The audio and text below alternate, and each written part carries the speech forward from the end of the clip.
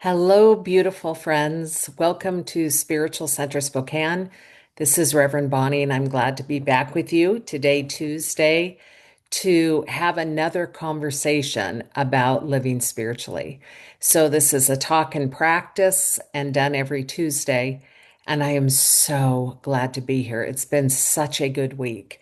And it's been a good week in that I've been able to see a lot, to have a lot of clarity, and to be able to stand witness to the presence of God everywhere, or to the divine presence, or the presence of love, or infinite consciousness, or cosmic consciousness, or whatever name that we choose to give it. And I am so glad to be here.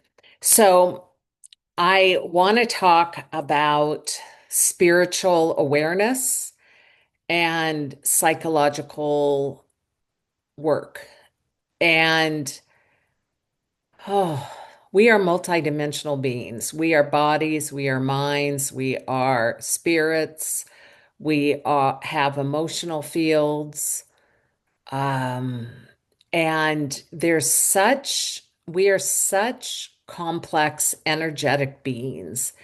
And it's really quite delicious. Like I would say, we know so very little about ourselves and how we operate. And we have been at it since the beginning of humanity. And so, insights and revelations and understandings are how Spirit talks through us and provides us with information from the invisible realm.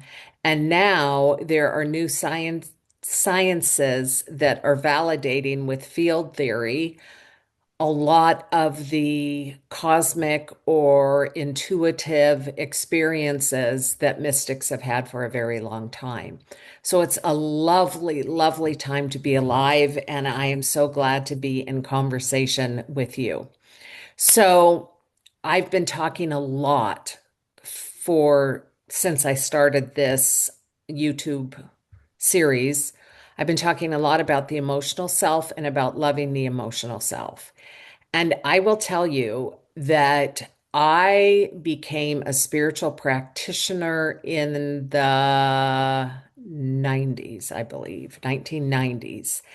And when I trained for 4 years so I could sit with people and listen to their stories from a distance and hold the high watch and be a divine presence and then pray with them. And I loved it. It's my most favorite work. I still do it today.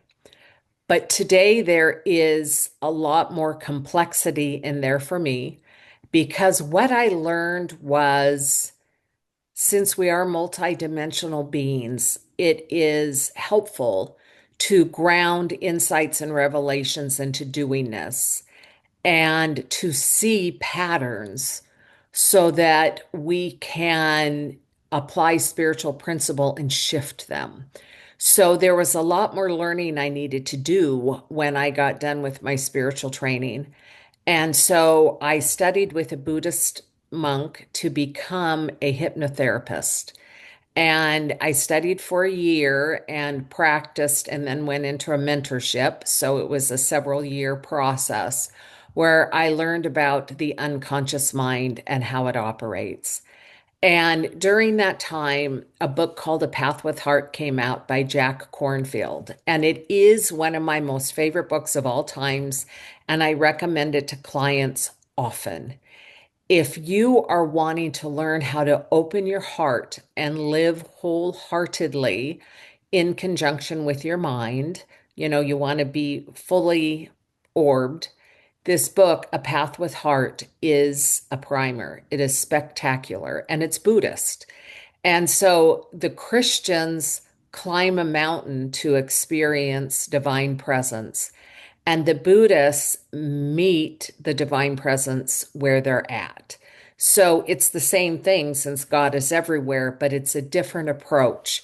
And so for some people, the Christian way works great, and for some, the Buddhist. And for those of us who are spiritual, we get to try all of them on.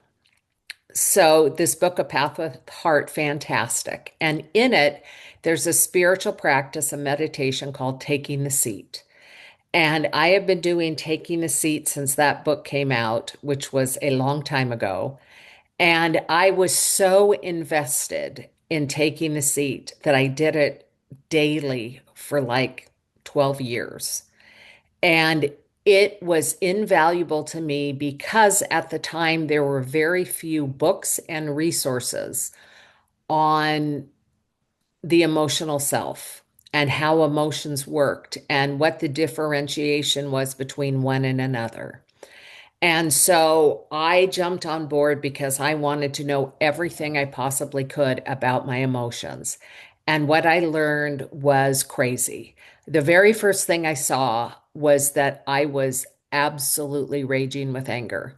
And I had no idea. If you would have asked me if I was an angry person, I would have said no, because I was trained to be nice. So anything unlike nice that I experienced in life, I suppressed and then pretended it was okay. And you see that a lot with any kind of trauma survivor is that they have an experience and they've got this big smiling face and you're like, wow, they're some of the happiest people that I know. And yet they're seething underneath the surface that they could just blow at any moment. Well, that was me. I could have blown. And so I was shocked when I took the seat and meditated and discovered my anger. And what I had decided to do was I wanted to get understand my emotional range. I called it a palette, an emotional palette, like a painter. I wanted to be aware of my emotional palette so that when I worked with clients, I could be aware of their emotional states and be able to meet them and address them and be aware of them and have a feeling for them so it wasn't strange. Now, in early metaphysics, emotions were called passions because they were unbridled. And so early metaphysics was all about the mind, the mind, the mind, the mind, how I think. And my experience was the action wasn't taking place in the thoughts I was putting in my mind. The action was taking place in the suppressed emotional self that I had created. And we go back to the earlier conversation I had about the four quadrants of the mind, is that really it was the unhealed, wounded self within me, the child within me, that was running the show underground, but not too far underground, really. So I did this process called taking the seat. And I thought that I would check off my list anger and then go to the next one, disappointment, and then go to joy, and then go to um, resentment, and then go to, and I would just check them off. Okay, that's what I thought. And what I discovered is I hung out with anger for like 4 years. I mean, it was a doozy. And I got to feel in my body the differences between being in rage, being in anger, being in frustration. Like there was a whole subset or um, kind of different subtleties that existed in that school of emotion.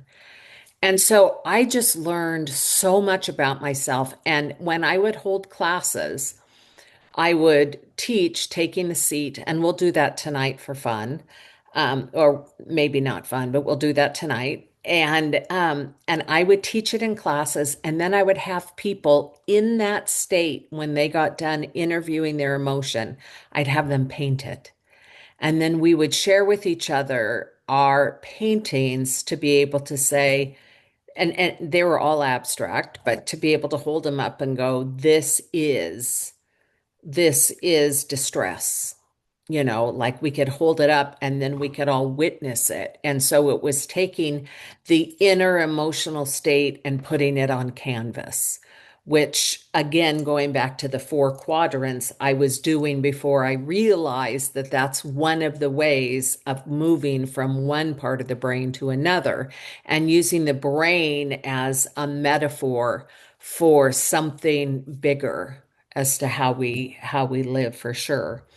But really what's going on is that when we break a pattern, we are not breaking a pattern only.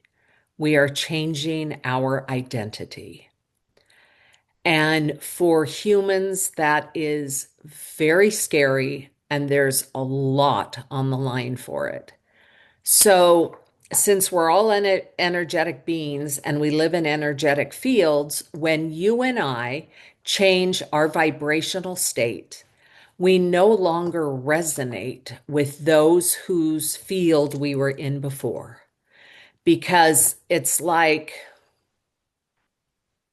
when you live in a starter house neighborhood or you live in an apartment and then move to a starter house neighborhood, or in a starter house neighborhood and move to a more affluent neighborhood, the people are different in those neighborhoods because you have the shared common experience of economics. So, in energy speak, when we shift vibrations, we are leaving our neighborhood that we have known because our identity is different. And what we were once attracted to, we aren't attracted to any longer. We move along.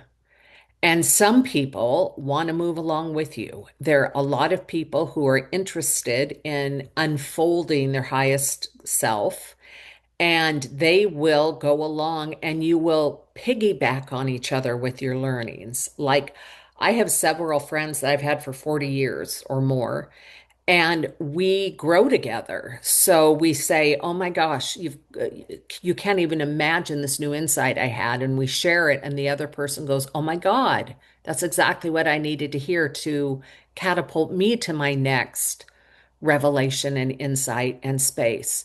So there's some people who are willing to unfold their identity and move from a static place, but the majority of humanity has decided that they will protect their identity at all costs. So I learned this in hypnotherapy. I learned that one of the reasons it is so difficult for a smoker to quit smoking is that not that they have a habit, but that they have an identity, that they are the smoker, that they go on breaks with other smokers, that their friends are also smokers. And if they stop smoking, then they won't have something in common with those who do smoke, and or the drinker, or that there are levels and layers of complexity in making change. And one of them is in changing our identity. We become different and our life becomes different, and we step into the unknown. And for most people, the unknown is scary. And this is where people of faith realize, or can realize, that God is in the unknown. And therefore, it's not only not scary, but we gird ourselves with the faith that when we walk into these gaps of the unknown, that where we're going on the other side is going to be a greater and higher vibration for us to be more of our light self, to be of service in the world. That there is a carrot and a win in there that is big for our soul, and that we're willing to unfold our soul over than feeding our personality. And that just becomes essential. And so I had the privilege this week of going to a therapy session with a friend of mine. And my friend is a man in his 70s who is interested in having a committed relationship, and yet he's been commitment phobic. And so he asked if I would go to a therapy session with him, and I did. And I got to stand witness to this beautiful, older, wise man who wants to change his identity and wanted a loving presence to be in the room, to have the courage to be willing to change himself into something more. And I was keenly aware during this therapy session, more than I have been ever, and I've always been aware of this, of the courage that it takes to embrace your emotional self. It is so interesting to me that we will do anything as humans to avoid growing up, to avoid changing, to avoid evolving, to get outside of our comfort zone. We will do anything. We will binge watch shows over and over again. We will drink cocktails. We will have all kinds of habits that are detrimental to our body system.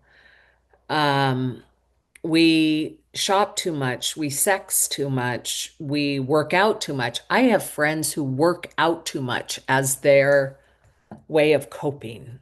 I mean, I have friends who are at the gym or doing some kind of exercise up to 7 hours a day. I got to say, that's an interesting choice and not mine for sure. So, there's some way that we cope in order to not experience the emotions that we're feeling within. That it's like we will do anything to suppress and put on the lid and suppress and put on the lid. And the fear is when that lid comes off, we will be out of control, is my guess, because there's so much controlling that goes along with suppression. So I had the privilege of sitting with this beautiful human being who wants to have a committed relationship.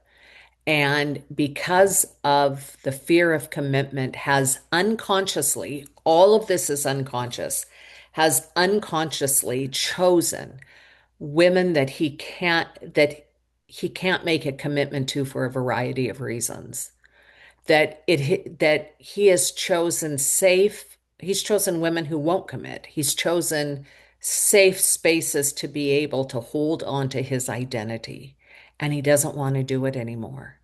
And so I heard the therapist say, in order to move forward, we're going to have to look at your fear of commitment and underlying that fear, the fear of rejection. And I took a big deep breath because I have never connected those two before. I think it's brilliant. Why I haven't seen that, I don't know, but it was just brilliant. And I thought, in order to not feel feelings of rejection, in order to not experience the emotional state of rejection, this man has danced around himself and not allowed himself to have what he's wanted his whole life, which is committed love. He has not allowed himself to have it because the discomfort is so great. And that is really a human story with many of us, is that when we talk about living spiritually and being alive, that means being able to access your emotional self. That means being able to accept and love those emotions as they arise. And I am starting to see more and more how we as humans will do everything to not do that. We will do anything to not do that, and we will avoid it at all costs. So, my commitment to myself is that I will feel it all. And that has been my commitment for quite a while. And that has been where I've had so much heartbreak, is that I'm willing to be the person in the room, in the space that allows the light to operate through me. And in order to do that, there has to be space. And in order to create that space, that means I must reconcile any hairy emotions that are hanging out that haven't been integrated and tended and loved. So, and I am sure there are many that I haven't seen yet, and you probably have within me, but I haven't seen it yet. There are many that I haven't gotten to that I'm sure I haven't seen and will continue to arise. I thought I was done with codependence. So this last couple months, when I had three examples right in a row that were so significant, I went, oh my gosh, I was willing to please others instead of standing up for my yes. And I guess that, and so what I've been feeling is the energy of cowardice. I've been loving within my body the emotions or the feelings or the tenor the vibration of being cowardly. I have been able to love that in my being. And that has been very humbling. I just continued to be humbled by this work that within me can be a thought that generates an emotion, and that emotion can be the driver in my unconscious world, and that I can keep it alive out of my desire to not be uncomfortable. Isn't that interesting? And to me, this is so fascinating. And yet, it's the amount of courage it takes to feel an emotion is so amazing. Like, what if our politicians, and I hate to bring up politics all the time, but I'm just saying, what if they felt their emotions? Oh my Lord, we would have a totally different uh, way of making decisions in our country. Like it would be so interesting to have integrated and emotionally integrated individuals, because so much of politics is built upon fear and is built upon the idea that you will lose somehow, that combination. And imagine if emotional literacy and well-being was incorporated into that. That would be crazy, crazy cool. Anyway, I am so honored to have stood witness to a dear friend.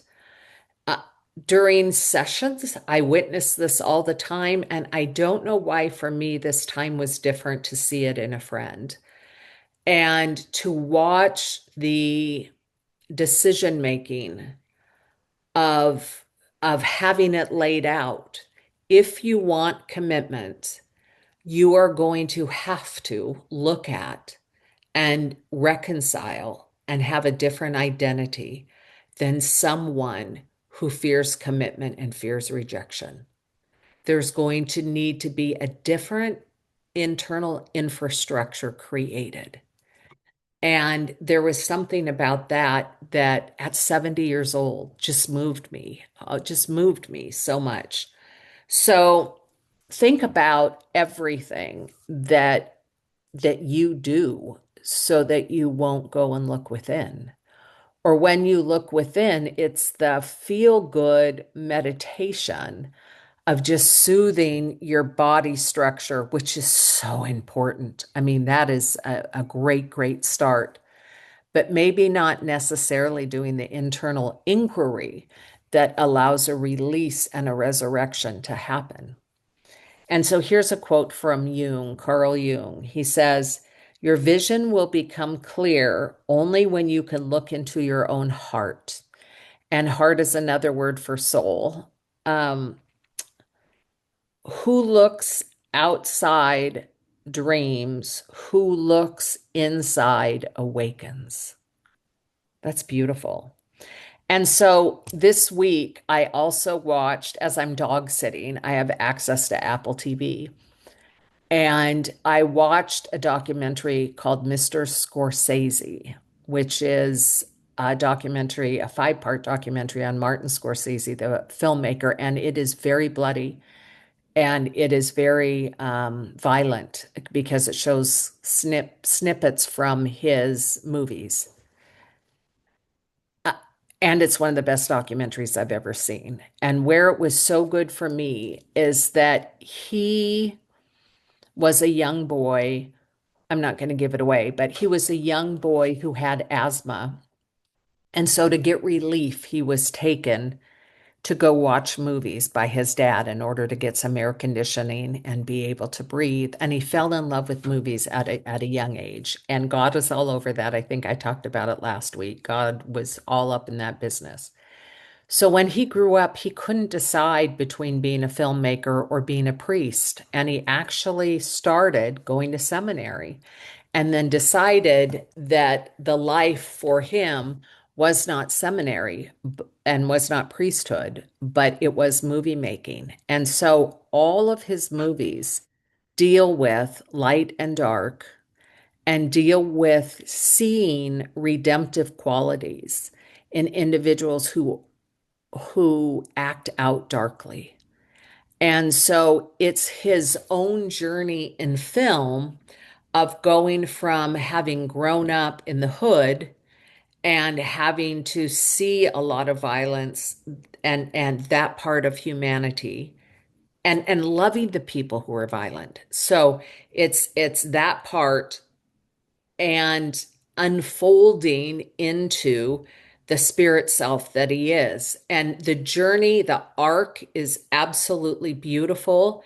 And and you can see his movies vacillate between um, street violence and movies about the Dalai Lama, or he did the last Temptation of Christ, and he did Silence. He did a whole slew of introspective sacred movies, and he also did a whole bunch of can you love the parts of you that are dark kind of movies. And so as I watched his unfolding of himself on screen, I again was reminded of the four quadrants of the brain and how he, in his artistic brilliance, was working out that part of himself that was the wounded, unhealed aspect by loving it through showing it to others.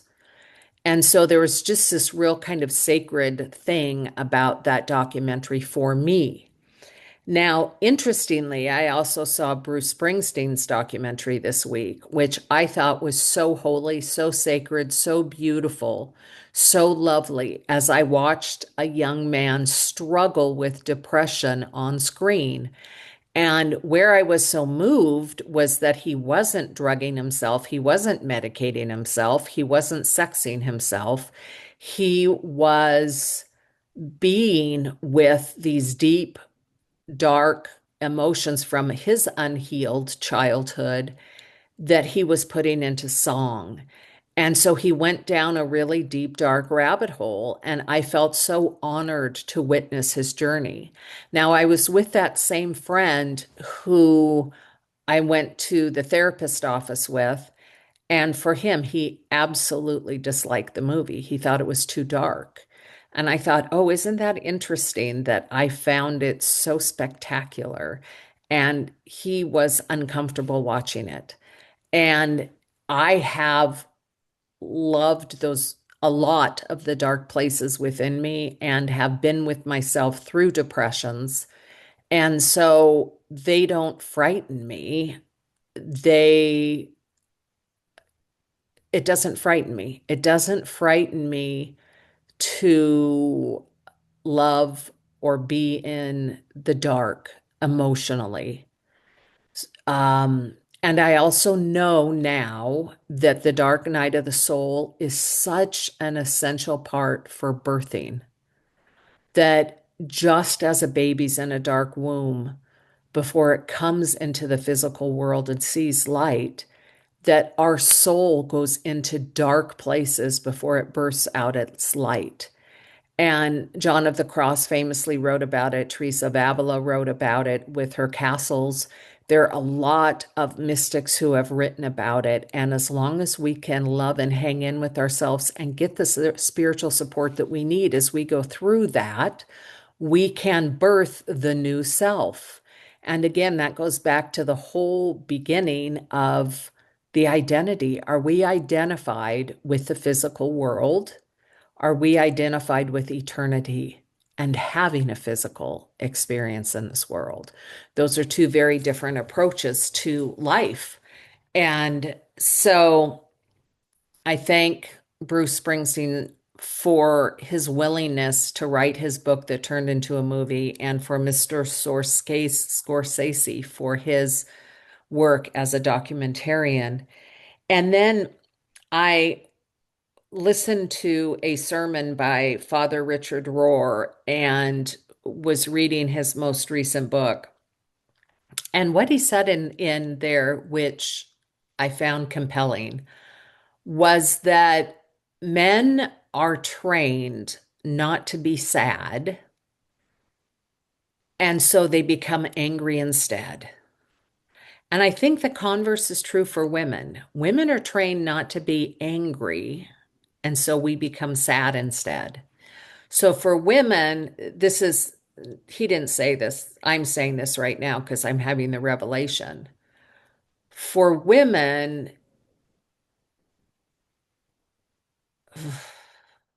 it's socially acceptable to be sad and to cry and to emote, but not to rage, not to become angry, not to rise up. For men, it's socially acceptable to be rageful and angry, but not to cry and to be sad. And I just realized the polarity of that and how interesting that is. And that's not where I was going to go. But what Father Rohr says is that when he does retreats for men, by the fifth day, he can say to them that underneath their anger is sadness. And then he watches grown men just weep.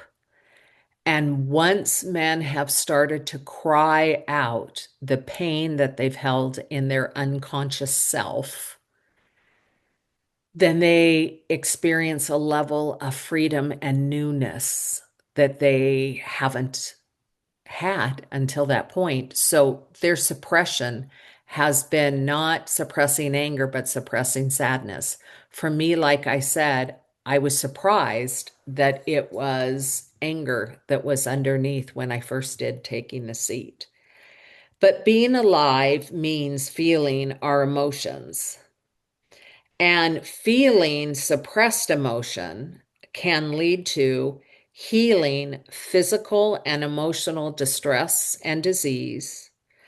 Feeling suppressed emotions can lead to a greater capacity to love oneself and love others. Feeling suppressed emotions can lead to access of creative dimensions.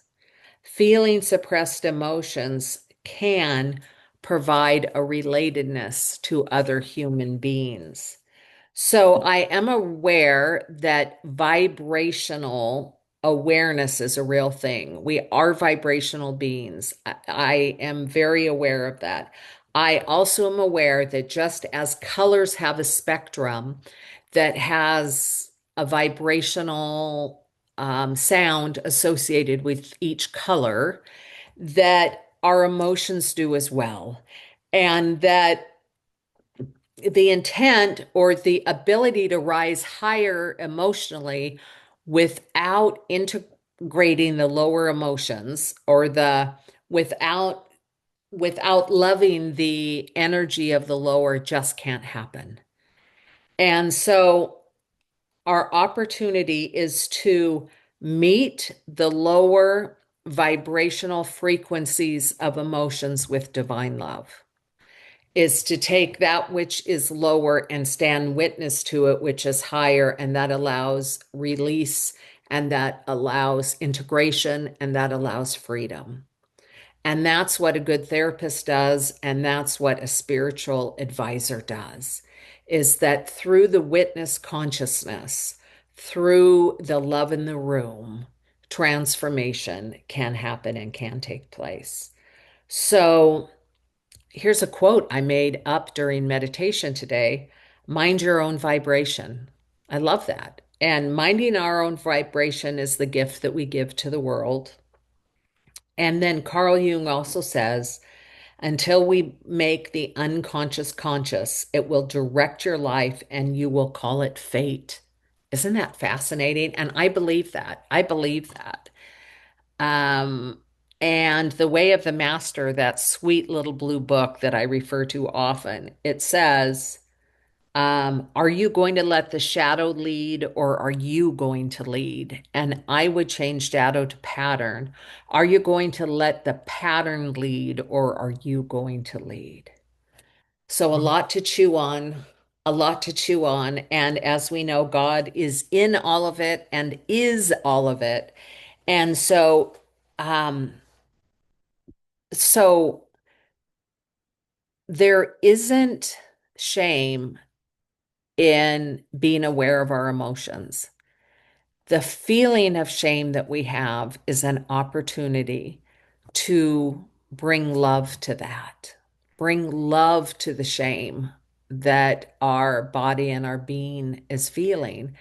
And there's been so much shame heaped on women, just so much shame in so many different ways that it's also a very common vibration. And I think that being beholden to that emotional state has kept women down. I mean, I can't think of a better oppressor,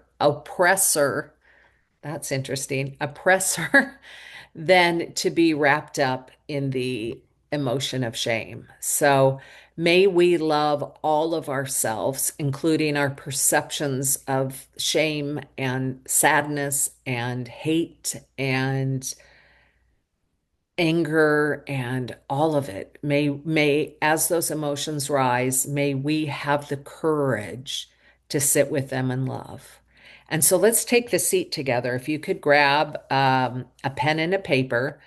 And usually I let whatever the emotional state is that arises within you to be the one that we focus on. But tonight, I want us to practice with anger and then, of course, use this in your regular spiritual practice. And I highly recommend that you get the book by Jack Cornfield, A Path with Heart. All right, so let's go ahead and close our eyes, move our shoulders, our heads a little bit, crack, crack, crack, crack, crack. Take a nice big deep breath. Hmm. Become present to this moment.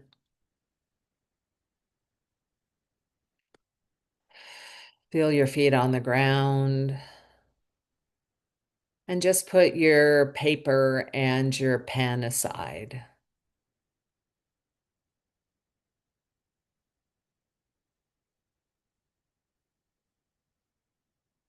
And Yogananda says that our spine is where God lives because it's like a golden rod of light. So let's just place our attention upon our spine and breathe into it.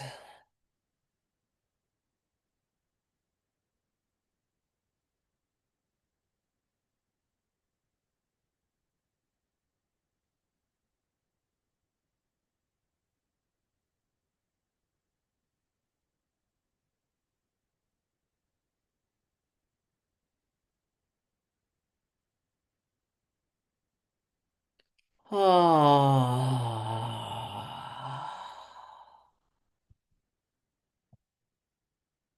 Oh.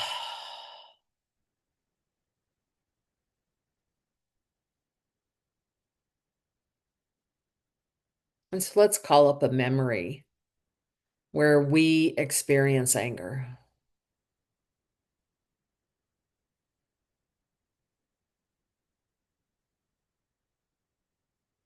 and separate the emotion from the memory and just allow yourself to feel anger in your body temple.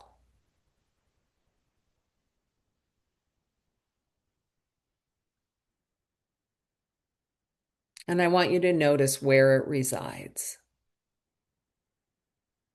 Is your anger all over? Is it in your head? Is it in your neck or your chest? Is it in your legs? Where in your body does anger reside?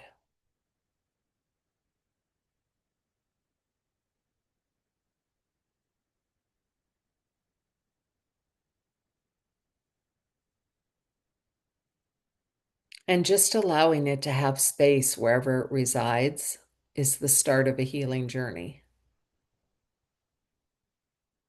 So you're not encouraging it and you're not fanning it and you're not like it's we have this funny idea that if we meet our emotional self, we somehow drag ourselves down.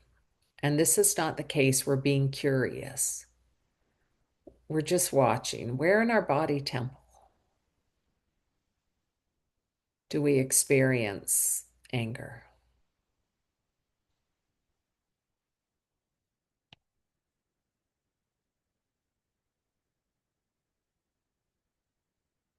And you might want to write that down in your journal.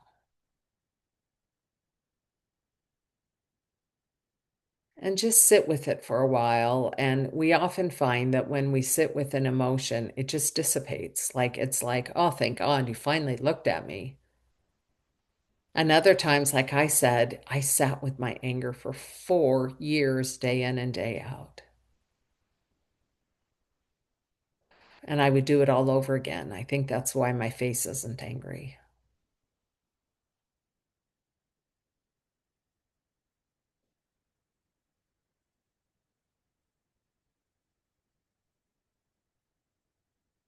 So just sit with it wherever it is in your body temple and notice, is it any color? And if it's a particular color, capture what color it is for you. Maybe it's a couple colors. Just write what you see in that part of your body as far as the color associated with the emotion of anger.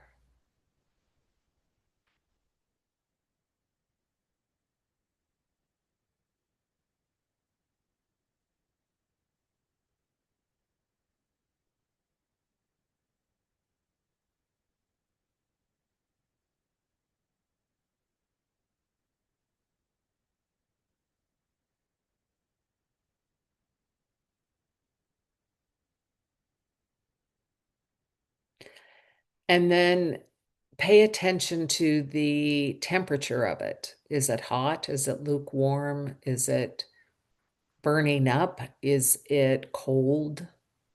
What is the temperature for you? How would you describe what the temperature feels like?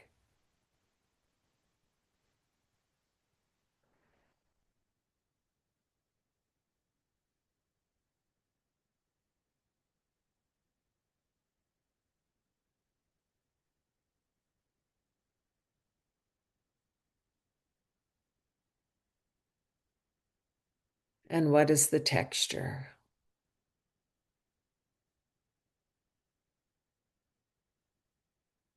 What is the texture of the emotion?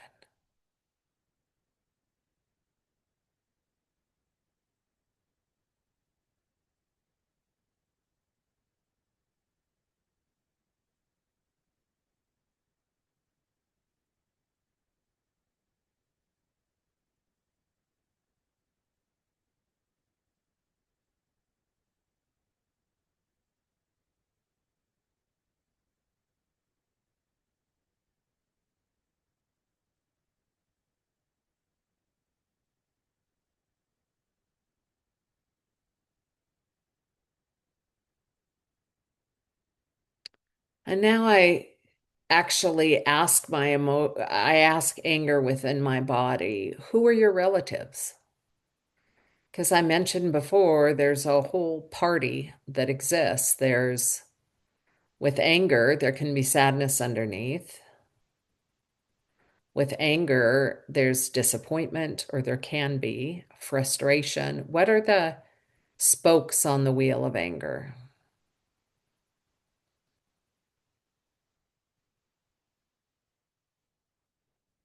And again, we're curious about this because it isn't who we are. Emotions are what we have.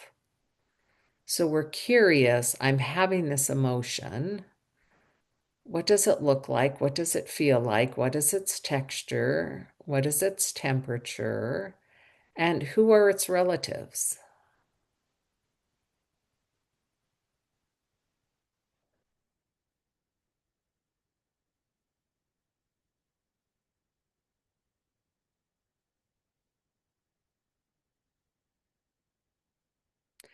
And then this is my favorite question I ask every single emotion that I interview because God is good and God is everywhere present. Therefore, emotions are good. And so I want to know, what are the benefits of anger to me?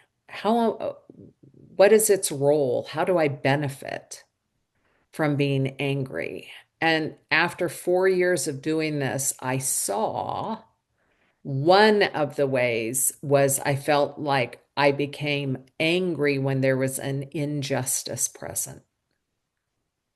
And so it's pointing me to an injustice. So ask yourself, ask the anger within yourself, why are you here and how do you serve me? That's a better question. How do you serve me? How do you serve me?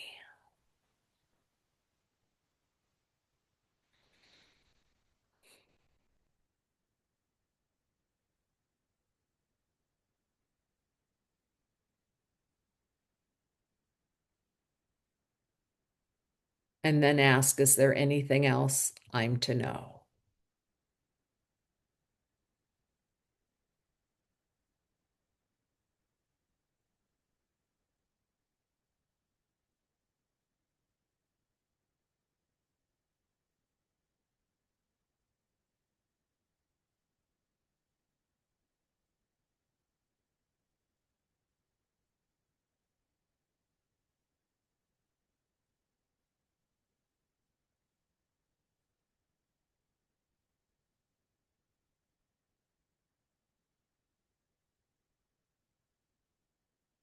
And now, with your anger present, you can say to it, thank you. Thank you for being of service to me.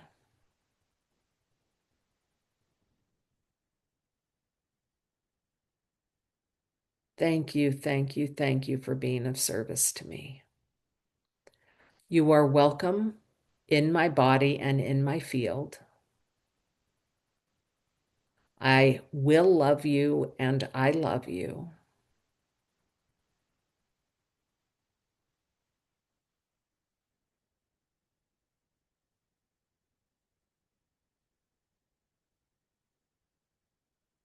I love you and I will love you. Thank you, anger. I love you and I will love you.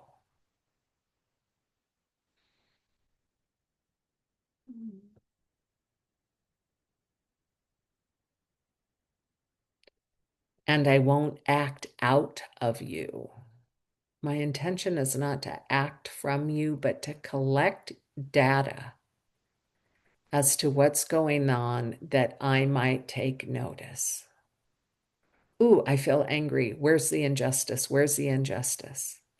Ooh, I feel angry. A boundary has been violated. Where's my boundary been violated?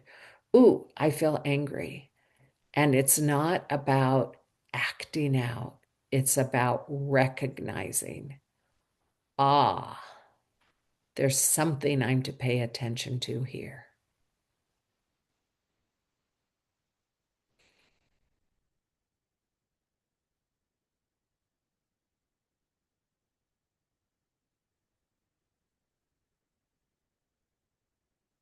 So, before I close this in prayer, I want to say, if anger continues to persist for you since we have welcomed it into our space, Remember, anytime it arises, that it's energy. All emotion is energy. Also, remember that it works for us, not against us. And our opportunity is to sit down in a meditative state and just love it. Another option, which I have done many, many, many times, is if it's too active in my body, I lay down on the ground and just allow the energy to flow down into Mother Earth. I ground it. I allow the mother to receive the energetic load that is excessive.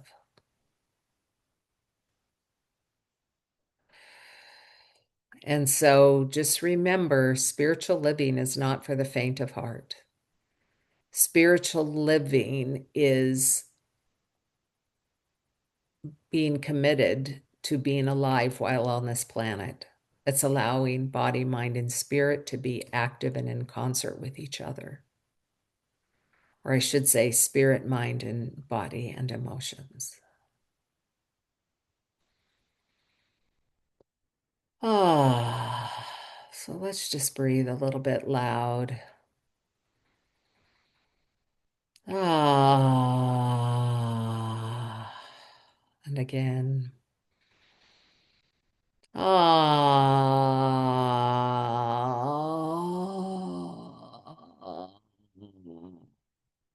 beautiful, beautiful, beautiful, beautiful. So I'm going to close this in prayer. And remember, if you continue to have active energy, to journal, to lay down and allow the earth to take its place. And if you end up needing support, be sure to talk to a friend, work with a therapist, work with a spiritual advisor. You are never alone. Ever, ever, ever. So let's pray.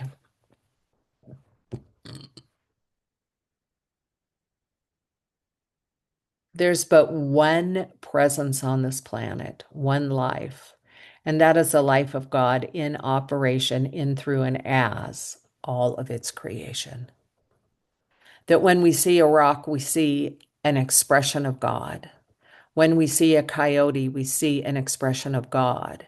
When we see the sun beaming down in the sky, we see an expression of God. When we see snowflakes on the ground, we see an expression of God. That God is always expressing all the time in, through, and as its creation. In, through, and as its creation. And as human beings, we too express. And so from this moment forward, I let go of the idea that any emotion runs me, and I become awake and aware to the fact that emotions don't have me. I have emotions. I have emotions. And that the emotions that I have are an outpouring of perception, and therefore they are holy. They are holy. And so I embrace my emotional self from a place of love, from a place of divine, divinely guided love. For there's a difference between the emotion of love and the spiritual vibration of divine love. And so I connect with that spiritual vibration of divine love right now to support me, to live me, to buoy me, to be my eyes and my ears and my senses, that my senses may be spiritualized, or I may awaken to the spiritual nature of my senses so that I am of service to humanity. And so I give thanks for this journey of the heart, of the soul, of the being. I give thanks for it. I give thanks that the goodness and the glory of God is never limited. And so we are always expanding into our next place of being. And so I give thanks for each and every person who watches this YouTube. I know that there is a divine protection afoot. I give thanks to and for each and every person who has said yes to the divine living presence as an operating system within. And I give thanks that that presence does not harm but uplifts. And so, for all of the good and for all of the love and for all of the potentiality that lives in each one of us, I do give thanks. And for this and so much more, I say, and so it is. Amen.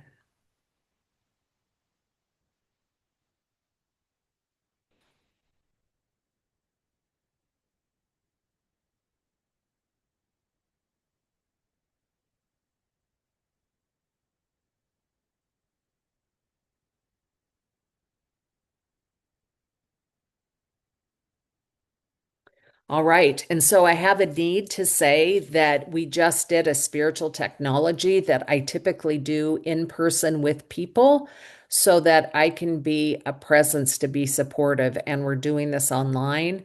And so I trust that you are awake and aware of your needs.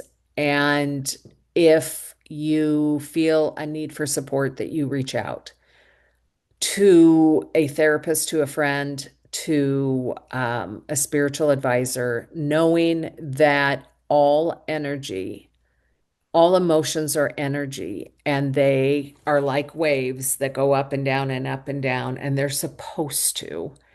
And so I just want to remind you that as a master of your own life, that you have emotions, they don't have you. And that if you're needing and wanting support, this is all so big for those who have not been on the journey a long time, that I want to invite you into getting that support. Like I said, I became aware when I stood witness to my friend that changing an identity for someone new at it is highly courageous. And so, wherever you are in your spiritual journey, I know that you are protected and loved and held by the divine presence, and that all is well. So I send you deep, deep, deep love and thank you for being on this journey along with me. Love and blessings.